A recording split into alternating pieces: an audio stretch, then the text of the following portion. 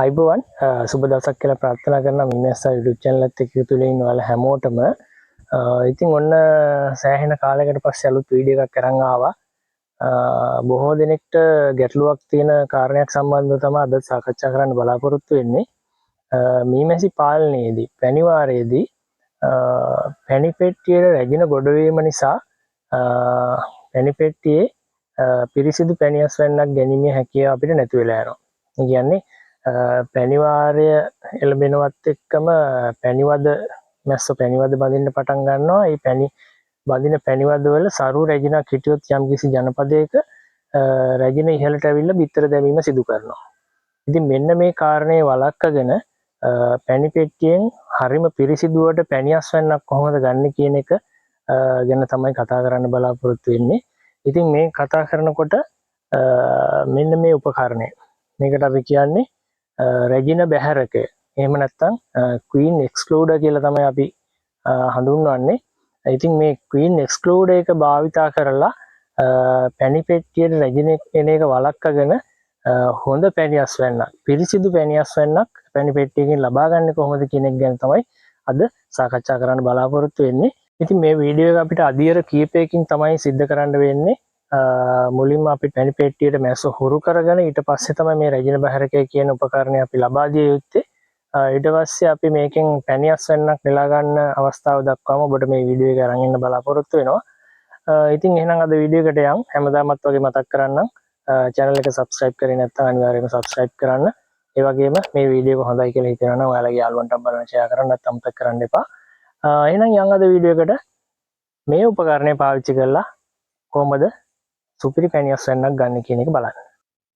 ජනපදයකට පැණි පෙට්ටිය හඳුන්වා දීමේදී මීමැසි පාලකයාට හොඳ අවබෝධයක් තියෙන්න ඕනේ තමන්ගේ වර්ධක කාලය කොයි කාලෙද, ඒ වගේම තමන්ගේ පැණිවාරය කොයි කාලෙද කියන එක ගැන හොඳ අවබෝධයක් මීමැසි පාලකයා සතුව තිබිය යුතුයි. ඒ අනුව තමයි අපි ජනපදයකට පැණි පෙට්ටිය හඳුන්වලා දෙන්න ඕනේ. දැන් බොහෝ අය අපෙන් අහනවා ජනපදයේ සාමාන්‍යයෙන් වද 4-5 හදාගෙන එනකොට පැණි පෙට්ටිය දෙන්නද කියලා. එහෙම පැණි පෙට්ටිය දෙන එකේ තේරුමක් නැහැ. පැණි පෙට්ටියක් ලබා දිය යුත්තේ අනිවාර්යයෙන්ම පැණිවාරයකදී. ඒ වගේම හොඳ මැසි ගහණයක් සහිත පහළ පිලා පෙට්ටිය සම්පූර්ණ ඝන ආවාසයකට තමයි පැණි පෙට්ටියක් ලබා දිය යුතු වන්නේ. ඉතින් මේ තියෙන්නේ අපේ වගේ සූදානම් කරපු ඝන ආවාසයක්. මේ ඝන ආවාසය අපි මේ පැණි පෙට්ටියක් තියලා තියෙන්නේ අහේනි කාලයේදී අතිරේක ආහාර ලබා දීම සඳහා තබා තිබූ පැණි පෙට්ටිය තමයි මේ තියෙන්නේ. එතකොට මේකෙදි අපිට පැණිවාරේ ගොඩක් දුරට බස්නාහිර, සබරගමුව, ගාල්ල, මාතර වගේ දිස්ත්‍රික්කවලට, මහනුවර, මධ්‍යම පළාතේ ඒ වගේ දිස්ත්‍රික්කවලට ගොඩක් වෙලාවට පැණිවාරේ එළඹෙනවා ජනවාරි මාසේ අග වගේ වෙද්දී. ඒ කියන්නේ මේ පළාත්වල තියෙන අඹ මල්, එතකොට අලිපේර මල් වගේ පළතුරු ශාක බොහෝමයක මල් පිපෙනවා ජනවාරි මාසෙ වෙද්දී. ඒ වගේම පෙබරවාරි මාසෙ වෙද්දී රබර් ශාකයේ විශේෂයෙන්ම මල් පිපීම හට ගන්නවා. මෙන්න මේකත් එක්ක තමයි මෙන්න මේ කියපු ප්‍රදේශවලට පැණිවාරය එළඹෙන්නේ. අනෙකුත් ප්‍රදේශවලට මීට වෙනස් වෙන්න පුළුවන් ඒ ප්‍රදේශවල තියෙන පැණිවාරය සහ වර්ධක කාලයත් එක්ක. ඉතින් මෙන්න මේ වගේ කාලයක තමයි අපි පැණි පෙට්ටියක් ජනපදයකට හඳුන්වලා දිය යුත්තේ. ඒ වගේම රැජින බැහැරකයක් ජනපදයකට හඳුන්වලා දිය යුත්තේ මෙන්න මේ වගේ කාල සීමාවක් තුළ. ඉතින් දැන් අපි බලමු මේකේ තත්ත්වය කොහොමද කියලා. මේක අපි ඉහළින් බැලුවොත් මේකේ පිලාවද රාමු 8ම සම්පූර්ණ වෙලා තියෙනවා. මැසි ගහණයත් ඉතාම හොඳින් ඉන්නවා. ඔබට පේනවා ඇති මේ හුලල් ලෑල්ලේ. මේ හුලල් ලෑල්ලෙත් මැස්සන් බොහෝ දුරට රැඳිලා ඉන්නවා. ඒ වගේම මේ ඉටි අලවමින් තියෙනවා.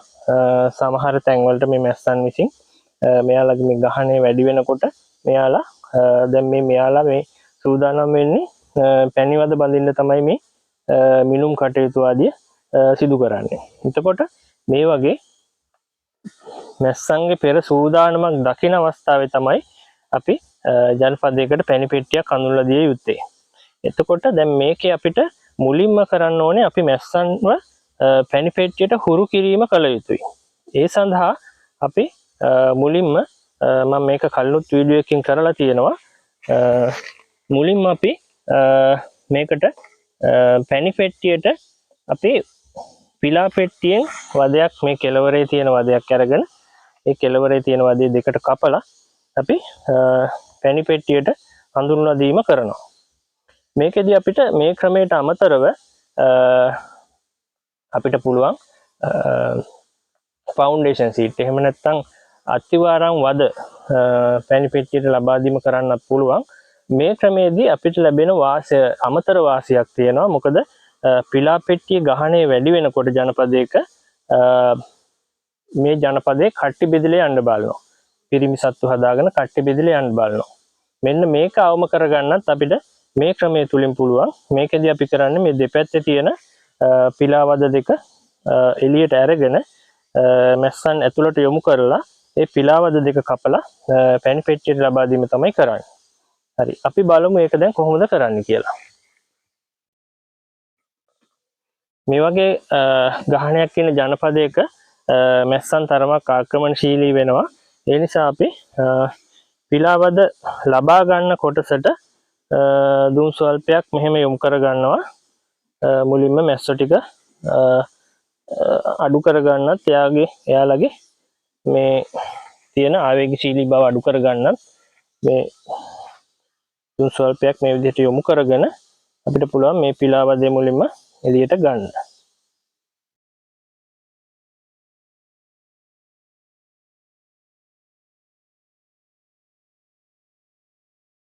ගොඩක් වෙලාවට මේ කෙළවරේ තියෙන පිලාවද වලත් මැස්සන් විසින් පැණි පරාග රැස් කිරීම තමයි කරන්නේ. දැන් ඔබට පේනවා ඇති මේ පිලාවදේ මේ කොටසේ සම්පූර්ණයෙන්ම තියෙන්නේ පැණි. එතකොට නොමේරු පැණි කොටසකුත් මේ හරිය තියෙනවා. තව ඊටාම් ස්වල්ප පිලා කොටස් සංඛ්‍යාවකුත් තියෙනවා.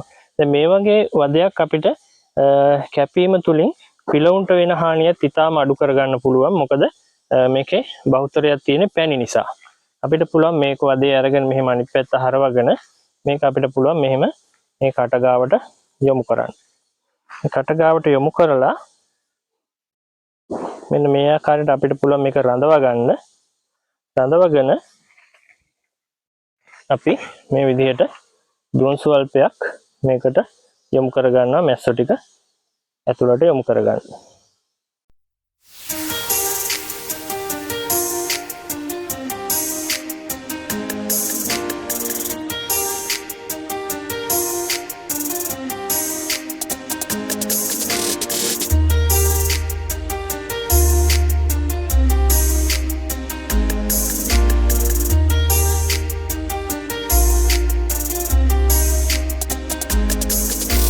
ලොකුවට දුම් ගහන්න යන්න එපා. එතකොට මෙයාලට ආවේගයක් ඇති වෙනවා. ඒ නිසා අපි සාමාන්‍ය ප්‍රමාණයෙන් දුම් භාවිතා කරපුවාම ඇති.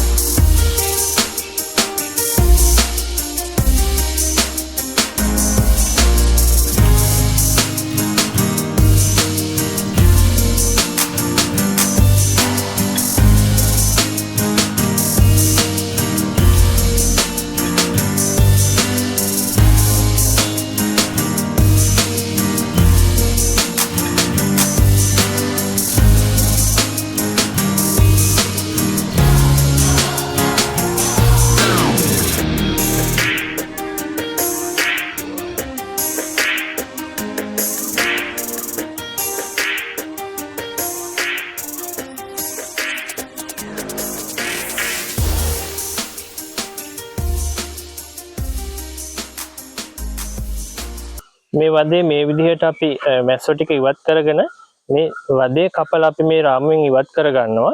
අපිට ඊගාවට මේ පුළුවන් මේ රාමුවම මේ ජනපදයට හඳුන්ලා දෙන්න. එහෙම නැත්නම් අපිට පුළුවන් මේ වගේ අත්තිවාරමක් යොදාගත්ත වදයක්. එහෙම නැත්නම් අත්තිවාරම් වද ෂීට් එකක්ම අපිට යොදා ගන්න පුළුවන්. මම මෙතන යොදාගෙන තියෙන්නේ මූලික අත්තිවාරමක් විතරයි. මේක ඉටි වලින් සකස් කරගත්ත මූලික අත්තිවාරමක් මේ තියෙන්නේ. ඒතකොට මේ අත්තිවාරම් පදනම් කරගෙන මෙයාලා මේ රාමුවේ ගානට වදේ බඳිනවා. අපි මේ වගේ දැන් මේ වදයක් බැඳපු එකකත් මෙයාලා මේ ඉහළ කොටස අත්තිවාරම හැටියට නැවත පාවිච්චි කරනවා. නමුත් වදයක් බැඳපු නැති අත්තිවාරමක් යෙදු නැති රාමුවක් අපි මෙතෙන්ට ලබා දුන්නොත් මෙයාලා සමහර විට මේ වදේ ඇදට බඳින්න ඉඩ තියෙනවා. ඒ නිසා අපි මේ වගේ අත්තිවාරයක් බැඳපු පිලා වදයක් මේ අපි ඉවත් කරගත්ත පිලා වදේ වෙනුවට මේ ජනපදයට ලබා දෙනවා. දැන් බොහෝ දුරට මේකේ මැස්සන් ඇතුළට ගිහින් ඉවරයි. අපිට පුළුවන් දැන් මේකේ ඉතුරු මැස්සෝ ටික බ්‍රෂ් එකකින් වගේ ජනපදයේ තුලට පිහදා ගන්න.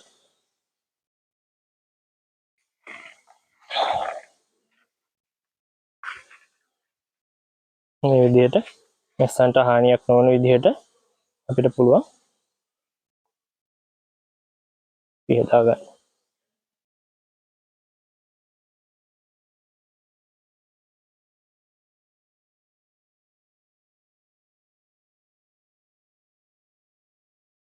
හරි, අපි දැන් මේ පිලාවදේ මැස්සෝ සියල්ලම ඉවත් කරගෙන අවසන්. ඊට පස්සේ අපිට පුළුවන් මේ පිලාවදේ මෙහෙම රාමුවක් තියලා ගන්නට, මේ රාමුවේ ගන්නට මේ පිලාවදේ කපා ගන්න. ඉතින් අපි මේක මේ පිලා රාමුවෙන් වෙන් කරගෙන හිටියොත් අපිට පහසුයි.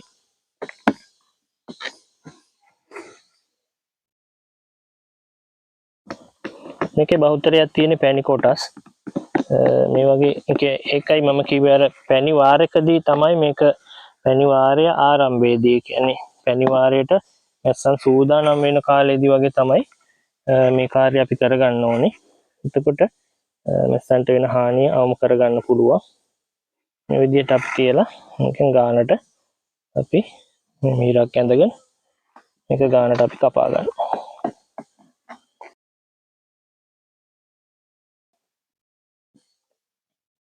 දැන් මේකේ තනිකර මේ පැණි තියෙන්නේ. අපි දැන් මේක දැන්ම අපි නෙලා ගැනීමක් කරන්නේ.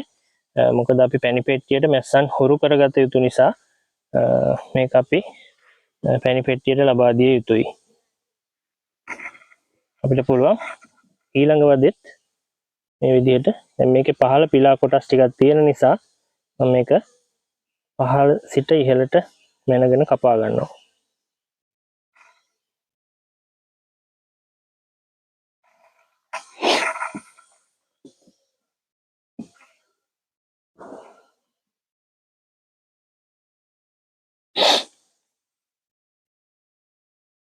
මේ විදිහට අපිට පුළුවන් මේක මේ රාමුවට සම්බන්ධ කරගන්න. මේක දෙපැත්තට පෙරලෙනවට අපිට චූටි පටි කෑල්ලක් යොදා ගැනීම කරන්න පුළුවන්. අපිට පුළුවන් මේ වගේ ඉටි පටියකින් හරි එහෙම නැත්නම් කෙසෙල් පටි උනත් භාවිතා කරාට කමක් නැහැ. මේ ඉටි පටිය භාවිතා කිරීමේ වාසිය තමයි ජනපදයේ තුල අපද්‍රව්‍ය එකතු වීම අවම වෙනවා. ඉටි පටි වලින් මේ විදිහට අපිට පුළුවන් මේක රාමුවට තියලා ගැට ගහ ගන්න.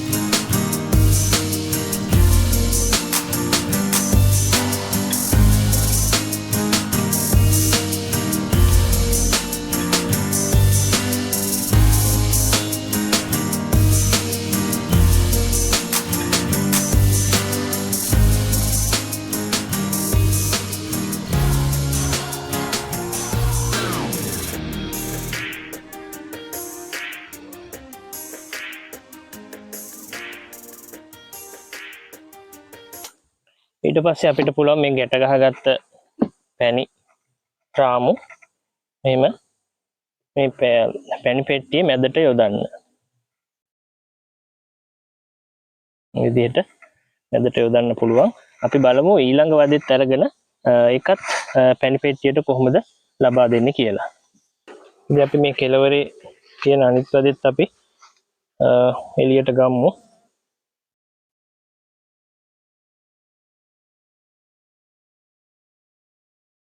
මේකදී අපිට පොඩි ඉඩක් ලබා ගන්න වෙනවා.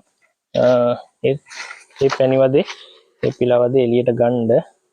මොකද අපි මේ පැත්තට තමයි රාමු ටික යොමු කරලා තිබ්බේ. එතකොට සිද්ධ වෙනවා පොඩි ඉඩක් මුලින්ම ලබා ගන්න.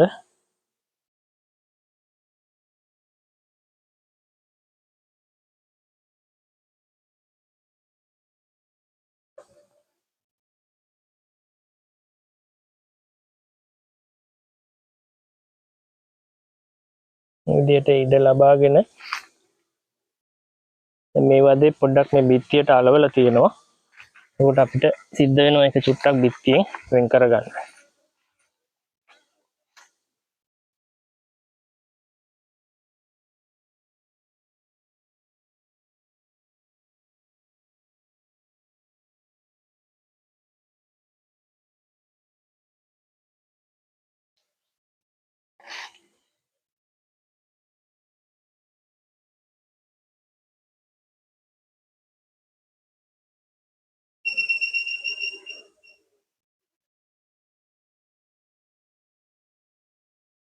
මේ වදෙත් ඔබට පේනවා ඇති ගොඩක් දුරට පැණි තමයි පුරවලා තියෙන්නේ. පිලා කීට අවස්ථා නැතිම සත්වයේ තියෙන වදයක්. ඉතින් මේකත් අපිට පහසුවෙන් පැණි පෙට්ටියට ලබා දීමේ හැකියාව තියෙනවා.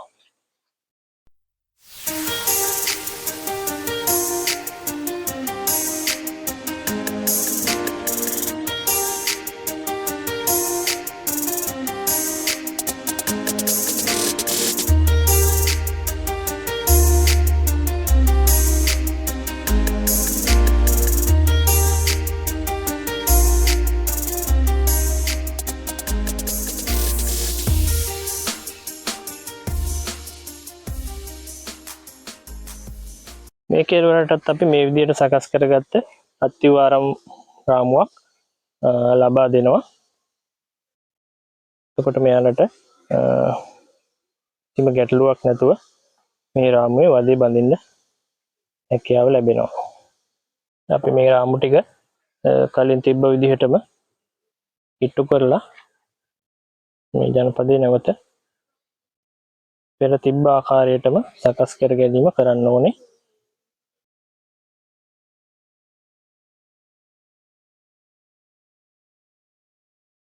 මේ මීමැසි ජනපදයක මේ රාමු අතර පරතරය ඉතාම වැදගත්. අපි මේකට කියන බිඟු පරතරය කියලා. මේ බිඟු පරතරය පවත්වා ගැනීම ඉතාම වැදගත්. නැත්නම් මේ රාමු එකට එක මීමැස්ස විසින් ඇලවීම සිදු කරනවා. ඉතින් ඒ ගැන විශේෂයෙන්ම සැලකිලිමත් වෙන්න රාමු එළියට ලබාගෙන නැවත ජනපදයේ තුලට ඇතුළත් කර ගැනීමදී වද පරීක්ෂාවකදී වුණත් විශේෂයෙන්ම සැලකිලිමත් වෙන්න ඕනේ කාරණේ තමයි මේ රාමු අතර පරතරය. අනිවාර්යයෙන්ම රාමු හොඳින් ලං කරලා දාන්න. මම මේක හැමදාමත් කියන කතාවක්. රාමු හොඳින් ලං කරලා තමයි අපි දැමිය යුත්තේ.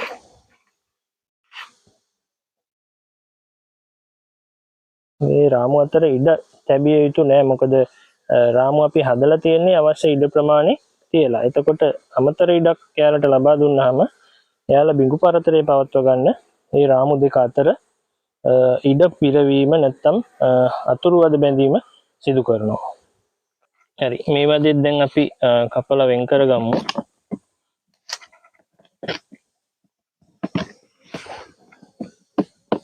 දැන් මේකත් අපිට පුළුවන් මේ වගේ පැණි රාමු දෙකකට ගැට ගහ ගන්න.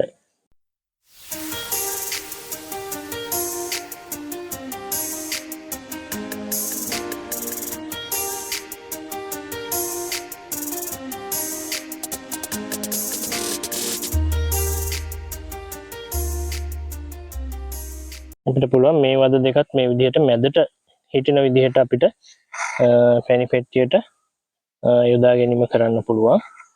ඊට පස්සේ පැණි පෙට්ටියේ ඉතිරි හිස් රාමු ටික අපිට මෙහෙම දෙපසට යොදා ගැනීම කරන්න පුළුවන්.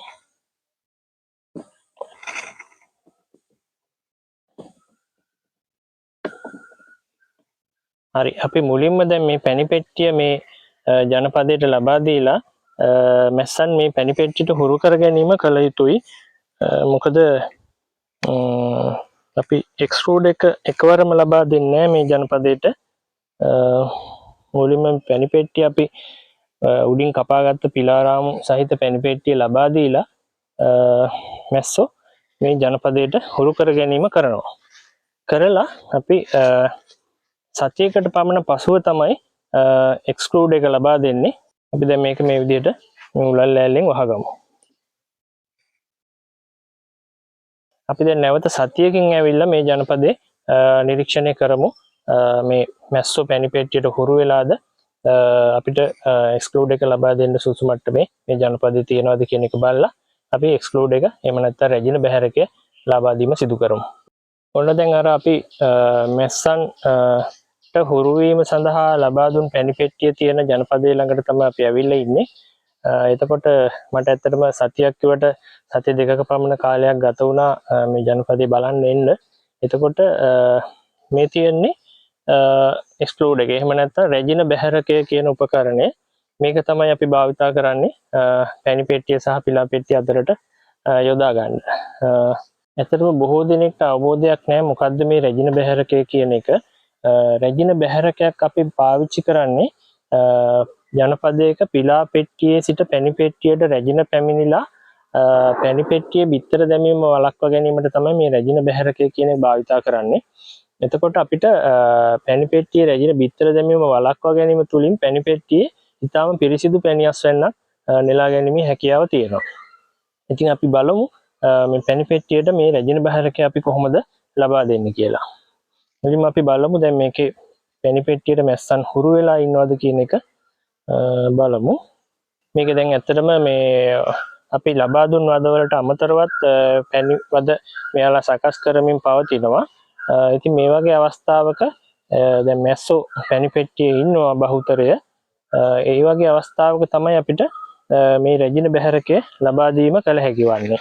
අපි මුලින්ම මේ පැණි පෙට්ටිය ඉවත් කරගෙන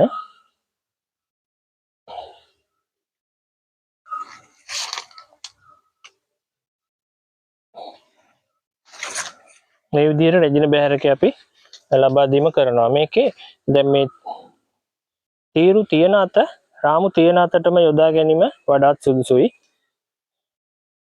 එතකොට අපිට මැස්සන් උඩට ගෙන්න ගැනීම පහසු වෙනවා.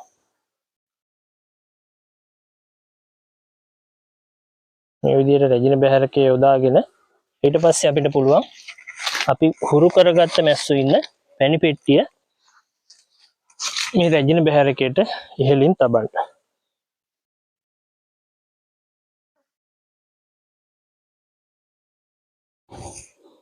ඊට පස්සේ දැන් මේ රැජින බැහැරකය අපි හදලා තියෙන ට්‍රාන්ස්පරන්ට් ප්ලාස්ටික් එකකින්. එතකොට මෙන්න මේ ධාරයෙන් මෙයාලට ලයිට් පාස් වීමක් වෙනවා. ඒ කියන්නේ ආලෝකය ඇතුළට ගමන් කිරීමක් වෙනවා. ඒ නිසා අපි අනිවාර්යයෙන්ම ටේප් එකක් යොදා ගන්න ඕනේ ලයිට් පාස් වෙන එක වළක්වා ගන්න. මේ විදිහට අපිට පුළුවන් මේ රැජින බැහැරකේ වටේට එහෙම ටේප් එකක් ඇදගෙන යන්න.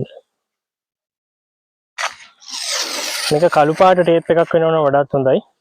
කළු පාට ගම් ටේප් එක ගන්න ඔයාලා මම මේ අවස්ථාවේ මේ මට ගම් ටේප් එකක් හොයාගන්න බැරි වුණා. ඉතින් ඒ නිසා තමයි මේ ටේප් එක ගහලා මම ඔයාලට පෙන්නන්නේ. මේකට කළු පාට ගම් ටේප් එකක් යොදා ගන්න. ඒක වඩා සාර්ථකයි. මේක යම් තාක් දුරකට ආලෝකය ගමන් කරන නිසා.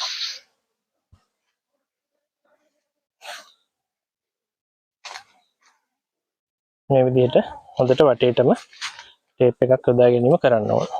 හරි. එහෙනම් රැජින බැහැරකය අපි ජනපදයට හඳුන්වලා දීලා අවසන්. අපි බලමු පැණිවාරේ කොහොමද මේ ජනපදේ අපිට පැණි නෙලා ගන්න පුළුවන් කොහොමද රැජින බැහැරකේ භාවිතයෙන් අපිට වාසියක් ලැබිලා තියෙනවද නැද්ද කියන එක අපි පැණිවාරේදී අවිලා බලමු. හරි ඔන්න අපි දැන් ඇවිල්ලා ඉන්නේ පැණිවාරේ පැණි අස්වනු නෙලා ගන්න අපි ලබා දුන්නු රැජින බැහැරකය සහිත ජනපදයේ ළඟට තමයි අපි ඇවිල්ලා ඉන්නේ. අපි බලමු පැණිවාරේදී මෙයාලා කොහොමද පැණි රැස් කරලා තියෙන්නේ. රැජිනේ බැහැරකය ලබා දීම තුලින් අපිට යම්කිසි වාසියක් අත් වෙලා තියෙනවද කියන එක අපි බලමු.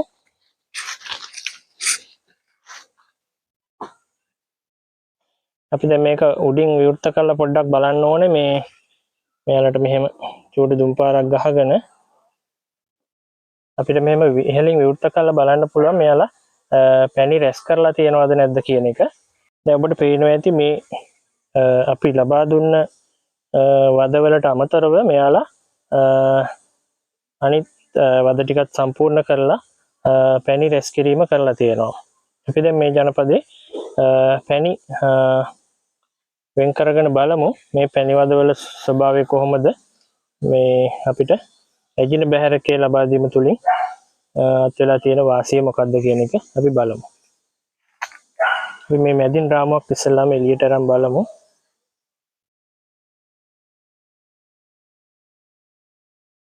දැන් ඔබට පේනවා ඇති මේක ඊටාම පිරිසිදුවට පැණි පමණක් මෙයාලා රැස් කරලා තියෙනවා. ඒ වගේම දැන් මේක නෙලා ගන්න ඊටාම සුදුසු මට්ටමේ තියෙනවා. මොකද පියන් 100%ක්ම වගේ වහලා මේක ආවරණය කරලා හොඳින් මේරු පැණි තමයි මේ තියෙන්නේ. ඉතින් අපිට මේ රැජින බැහැරකයේ භාවිතයේ වාසි තමයි මේවා. දැන් අපිට පේනවා ඇති මේ යටින් ඇතුලින් බැලුවොත් රැජින බැහැරකයේ දැක ගන්න පුළුවන්. මේ තව වදයක් ඉවත් කරලා පෙන්නන්නම්. ඔබට පේනවා ඇති අපි ලබා දුන්න රැජින බැහැරකය සහ ඊට පස්සේ මේ තියෙන්නේ එහි ප්‍රතිඵල. අපිට පුළුවන් මේ පැණි පහසුවෙන් නිස්සාරණය කරගන්න පැණි නිස්සාරකයකට වගේ දාලා පහසුවෙන් නිස්සාරණය කරගෙන මෙයාලට මේ රාමු නැවත ලබා දීමේ හැකියාව තියෙනවා. ඉතින් මේක තමයි රැජින බැහැරකේ වාසිය. මොකද පැණි වාරදී පැණි වදවල රැජින විසින් බිත්තර දැමීම 100% වළක්වා ගැනීමේ හැකියාව තියෙනවා රැජින බැහැරකේ භාවිතයෙන්. ඉතින් රැජින බැහැරකයක් භාවිතා කරලා සාර්ථකව පිරිසිදු පැණි අස්වැන්නක් ගන්න කොහොමද කියන එක ගැන තමයි අද සාකච්ඡා කරේ. ඉතින් මේ වීඩියෝ එක ගොඩක් වැදගත් වෙන්න ඇති කියලා හිතනවා. ඔයාලගේ යාළුවන්ටත් බලන්න වීඩියෝ එක ෂෙයා කරන්න අමතක කරන්න එපා. ඒ වගේම channel එක subscribe කරලා නැත්නම් subscribe කරන්න.